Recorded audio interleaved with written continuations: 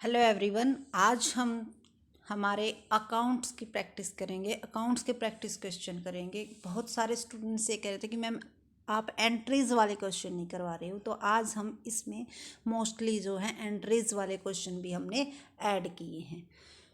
तो स्टार्ट करते हैं। The financial statement that report the revenue and expenses for a period of time such as a year और a month is the, यानी कि जो year में भी बनाए जा सकते हैं और मंथ में बनाए जा सकते हैं। ज़रूरी नहीं है कि वे ईयर में ही बनाए जाए। और किसकी रिपोर्ट करते हैं? रिवेन्यू एंड एक्सपेंसेस की। उस फाइनेंशियल स्टेटमेंट को हम क्या कहते हैं? तो उसे हम कहते हैं इनकम स्टेटमेंट। क्योंकि इनकम स्टेटमेंट ज़रूरी नहीं है कि ईयर के एंडिंग में ही बनाई जाए। इनकम स्टेटमेंट को हम कभी भी मंथली या फिर ईयरली बना सकते हैं। इसके बाद है question number second. The financial statement that reports the assets liability and stakeholders equity at a specific date is. जो फाइनेंशियल स्टेटमेंट है जो एसेट्स लाइबिलिटीज़ ऑन ओनरशिप को बताती है और कब एक स्पेसिफिक डेट को, ठीक है, तो उसे हम क्या कहते हैं? Balance sheet. क्योंकि बैलेंस शीट जो है एक स्पेसिफिक डेट को जिस दिन बनाई जाती है वो उस दिन की हमें क्या बताती है? एसेट्स लाइबिलिटी और इक्विटी बताती है। इसमें क्या है, एक क्वेश्चन और पूछा जाता है अगर थोड़ा सा डीपली जाया जाए तो, कि बैलेंस शीट जो है वो एक स्पेसिफिक, अगर यहाँ पे ईयर आ जाए तो क्या हो जाएगा? रोंग हो जाएगा। क्योंकि वो क्या है, उस दिन की बता रही है, पूरे ईयर की नहीं बता रही। ठीक है, कि ईयर के एंड में उस दिन हमारे पास क्या है, कितनी एसेट्स लाइबिलिटी और स्टेक होल्डर है। अगर यहाँ पर ईयर आ जाएगा तो आपके पास ये तीन ऑप्शन हो गए और नन ऑफ द अबो होगा, तब हमारा आंसर क्या होगा? नन ऑफ द अबो होगा।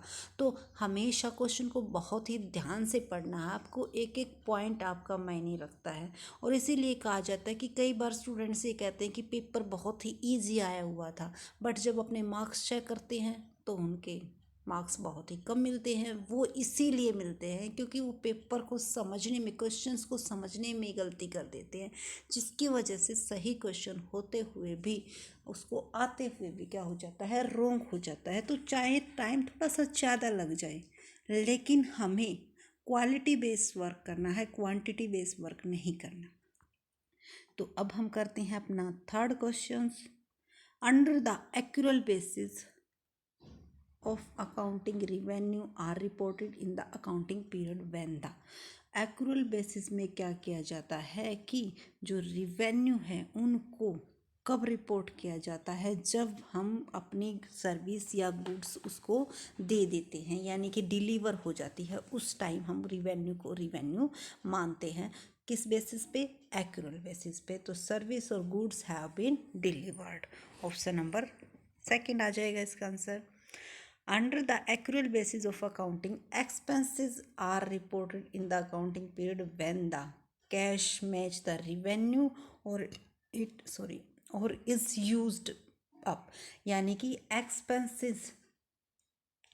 एक्सपेंसेस को हम कब मानते हैं? जब उस एक्सपेंसेस को हम रिवेन्यू के साथ मैच करते हैं और अगर उसे यूज़ कर लिया जाता है। ज़रूरी नहीं है कि पे करना, जी नहीं, अगर आपने कुछ भी खर्चा कर लिया है उस रिवेन्यू से रिलेटेड, उस ईयर से रिलेटेड, तो आप उसको क्या मानोगे? एक्सपेंसेस मानोगे। तो इसका आंसर आ जाएगा एक्सपेंसेस मैच द रिवेन्यू और इज यूज्ड अप। उसके बाद रिवेन्यू माइनस एक्सपेंसेस। रिवेन्यू में से अगर आप एक्सपेंसेस लेस कर देते हो तो हमारी क्या बच जाती है? इनकम।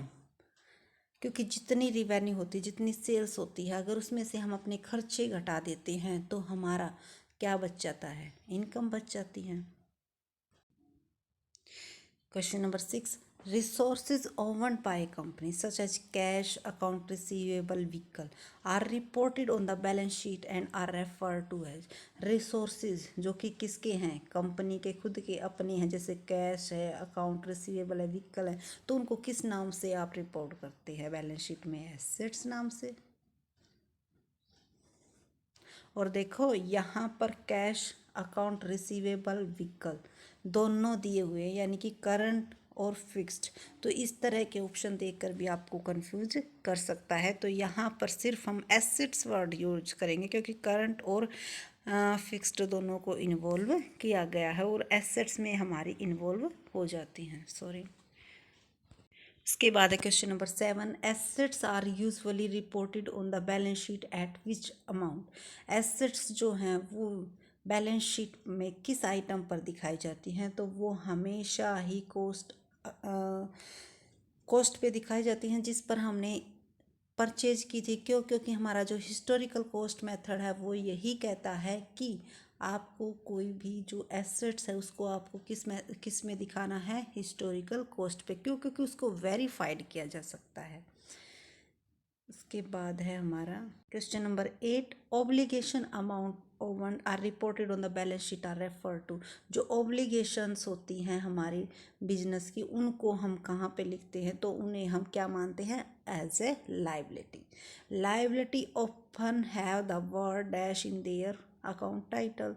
तो वो हमारे किसके अंदर दिखाई जाती हैं, लाइबिलिटी एंड प्रोविजन। के बाद 10th question, unearned revenue is what type of account.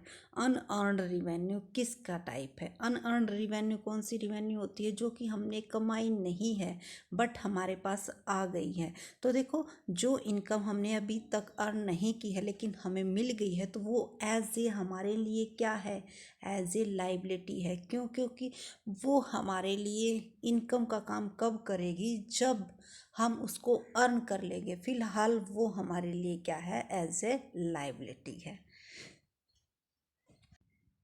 Accounting entry involve A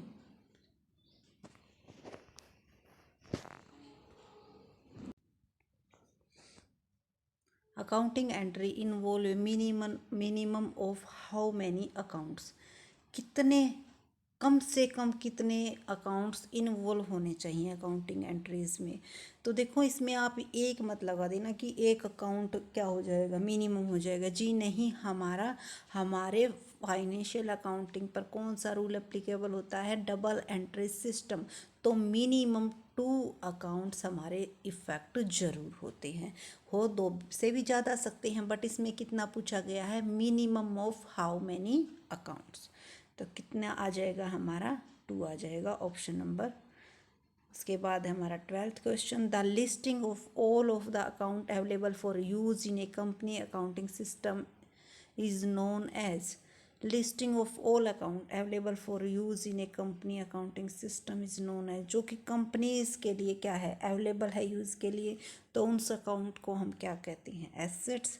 assets minus liabilities equal to क्या है, कैपिटल आ जाएगा हमारा। क्योंकि कैपिटल क्या होती हैं, जो कि बिजनेस में हमारी जितनी ओनरशिप है, जिस पर किसका हक होता है, शेयर होल्डर्स का, जिन्होंने बिजनेस में पैसा इन्वेस्ट किया हुआ है।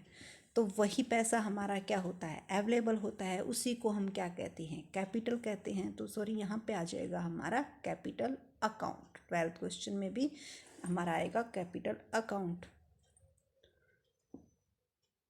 उसके बाद है हमारा, अब हमारे एंट्रीज के क्वेश्चन स्टार्ट हो गए हैं। इसमें हमने 2 ही ऑप्शन है, डेबिट और क्रेडिट, ताकि आपको पता चल जाए और किस तरह से आपको क्वेश्चन को देखते ही पता चल जाना चाहिए। और इसीलिए हमने कहा था कि अकाउंटिंग प्रिंसिपल बहुत ही इम्पोर्टेंट हैं, क्योंकि उन प्रिंसिपल्स के बिहाव पर आपको ना तो कुछ ज़्यादा सोचने की ज़रूरत पड़ती है, सिर्फ उन प्रिंसिपल्स को फॉलो करते हुए ही आप क्या करोगे, एंट्री करोगे। Which term is associated with left और लेफ्ट साइड। लेफ्ट साइड हमारी क्या दिखाई जाती हैं, लेफ्ट साइड हमारी लाइबिलिटीज दिखाए, सॉरी लाइबिलिटीज वगैरह का तो इसमें ऑप्शन है ही नहीं। तो लेफ्ट साइड इसमें डेबिट और क्रेडिट्स को बताना है। तो लेफ्ट साइड हमारी क्या आ जाती हैं, क्रेडिट आइटम। उसके बाद है which term is associated with right और राइट साइड। तो राइट साइड हमारी क्या आ जाती है, डेबिट।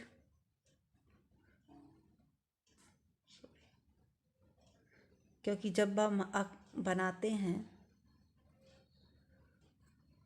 तो हमारे इस साइड क्या आता है, डेबिट, और इस साइड क्या आता है, क्रेडिट। तो राइट हैंड साइड हमारा क्या आ जाएगा, डेबिट, और लेफ्ट हैंड साइड हमारा क्या आ जाएगा, क्रेडिट। तो इस तरह से आपको एंट्रीज को देखना है। अब एंट्रीज की, अब देखो आपको एंट्रीज का किस तरह से पता चलेगा। When cash is received, cash account हमारा कौन सा अकाउंट होता है, नॉमिनल, पर्सनल या फिर रियल। तो कैश हमारा अकाउंट कौन सा होता है, रियल। और रियल अकाउंट का हमारा जो रूल होता है वो क्या होता है, debit what comes in and credit what goes out. तो कैश इज रिसीव्ड, कैश क्या हो रहा है, आ रहा है। डेबिट व्हाट कम्स इन, तो डेबिट क्या हो जाएगा हमारा, कैश डेबिट हो जाएगा। तो देखो एक दो बार इस तरह से समझ समझ के करोगे, आपको थोड़ी सी प्रॉब्लम आएगी, लेकिन आपके माइंड में इतनी क्लियर एंट्री हो जाएगी कि फिर आपको टाइम भी बहुत ही कम लगेगा और एंट्री 100% एक्यूरेट होगी। व्हेन ए कंपनी पे bill the account cash will be, तो इसमें क्या हो रहा है, हमारा कैश पेड हो रहा है। तो क्रेडिट व्हाट गोज आउट, तो एंट्री क्या हो जाएगी, ऑप्शन हमारी कैश क्या हो जाएगा, एंट्रीज में क्रेडिट हो जाएगा। उसके बाद है 18th क्वेश्चन, एसेट्स का पूछा गया कि एसेट्स इंक्रीज हो रही हैं, तो एसेट्स का भी हमारा कौन सा अकाउंट होता है, रियल अकाउंट होता है। देखो इसके साथ साथ हमें अकाउंट्स का भी पता चल रहा है, उसके जो फॉर्मूले हैं उनका भी पता चल रहा है और एंट्रीज का भी पता चल रहा है। तो देखो एक चीज़ के कितने बेनिफिट है, और हमारे अकाउंट्स में ये बेस का काम करते हैं। तो आप प्लीज़ एक बार अकाउंटिंग प्रिंसिपल्स हमारे ज़रूर कीजिएगा, और उसके साथ साथ जो अकाउंटिंग रूल्स हैं उनको भी आप जरूर कीजिएगा।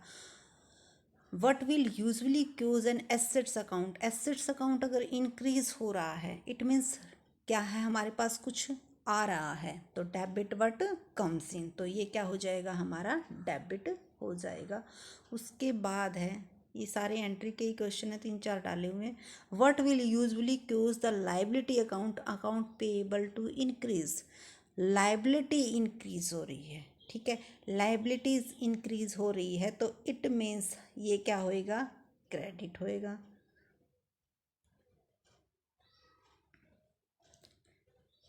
अब आप इस पर भी ध्यान रख देना कि ये कौन सा अकाउंट है, हमारा अकाउंट्स पेएबल, ये हमारा कौन सा हो गया, पर्सनल अकाउंट। और पर्सनल का क्या रूल होता है, debit the receiver and credit the giver. तो उसके अकॉर्डिंग भी यहाँ पे क्या है, हमने क्या है, देने हैं इसको, रिसीव नहीं होने इससे, तो ये हमारा क्या आ जाएगा, क्रेडिट आ जाएगा।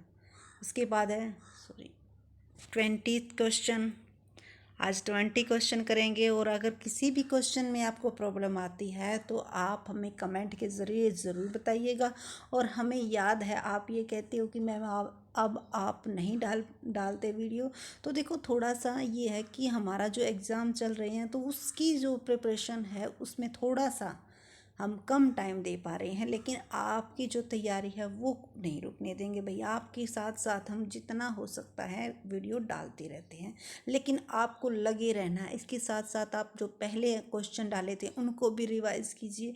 कई बार क्या होता है, इजी और डिफ़िकल्ट दोनों ही क्वेश्चन डाले जाते हैं। कई बार सारे क्वेश्चन इजी वो वही लगते हैं आपको जो आते हैं, और अगर आपने हमारे स्टार्टिंग से वीडियो देखे हैं तो आपका कॉन्सेप्ट बहुत ही क्लियर हो जाना चाहिए, और अगर क्लियर है तो आपको ये क्वेश्चन सारे आने चाहिए, ठीक है। तो अब आप देखो आपको कहाँ पर प्रॉब्लम आ रही है, कहाँ पर आपकी कमी रह गई है। 20 question, entry to expenses suggest rent expenses are usually, rent account हमारा कौन सा हो गया, और यहाँ पे रेंट एक्सपेंसेस भी दिया हुआ है, क्योंकि रेंट हमें रिसीव भी हो सकता है, तो वहाँ पर क्या है, इनकम का काम भी करेगा। लेकिन अगर कुछ भी ना लिखा हुआ हो तो हमें एक्सपेंसेस ही मानना है, और यहाँ पर एक्सपेंसेस ही लिखा हुआ है। ये हमारा किस अकाउंट्स का पार्ट है, ये हमारा नॉमिनल अकाउंट का पार्ट है। और नॉमिनल अकाउंट क्या कहता है, all the expenses and losses क्या होती है, डेबिट और income, sorry, income and gains हमारे क्या होते हैं, क्रेडिट। तो रेंट एक्सपेंसेस हमारा क्या हो जाएगा, डेबिट हो जाएगा। तो इस तरह से एंट्री कीजिएगा, आपको ज़रूर आएंगी। और यहाँ पर अगर आपको कोई दिक्कत हो रही है तो इसका मतलब आपका कॉन्सेप्ट क्लियर नहीं है, और कॉन्सेप्ट क्लियर करने के लिए आप अकाउंटिंग प्रिंसिपल्स की जो हमने अलग अलग बिल्कुल डीप में जाके वीडियो बनाई है उनको ज़रूर देखिएगा, और फिर आप क्वेश्चन करके देखिएगा। अगर फिर भी कोई दिक्कत आती है तो हमें कमेंट ज़रूर कीजिएगा। और अगर हमारी वीडियो अच्छी लगी हो तो लाइक, शेयर एंड सब्सक्राइब करना मत भूलना। और ज़्यादा से ज़्यादा जितना हो सकता है जहाँ से भी हमें सोर्सेज से क्वेश्चंस अवेलेबल होते हैं, क्योंकि थोड़ा सा हम भी बिजी चल रहे हैं तो इस वजह से कम वीडियो डाल पा रहे हैं, लेकिन ट्राई पूरी करते हैं। और आई होप आपकी जो तैयारी है वो भी अच्छी रहेगी, और पॉजिटिविटी रखिए अपने माइंड में कि अभी क्या है, एग्ज़ाम जल्द ही, आपका एग्ज़ाम जल्द ही होगा। कभी भी नेगेटिविटी के साथ अगर आप तैयारी करोगे तो तैयारी अच्छी नहीं होगी। और इसकी आपको पीडीएफ चाहिए तो हम पीडीएफ भी आपको अवेलेबल करवा देंगे। So again thank you so much, and like share और सब्सक्राइब करना ना भूलिएगा। Thank you.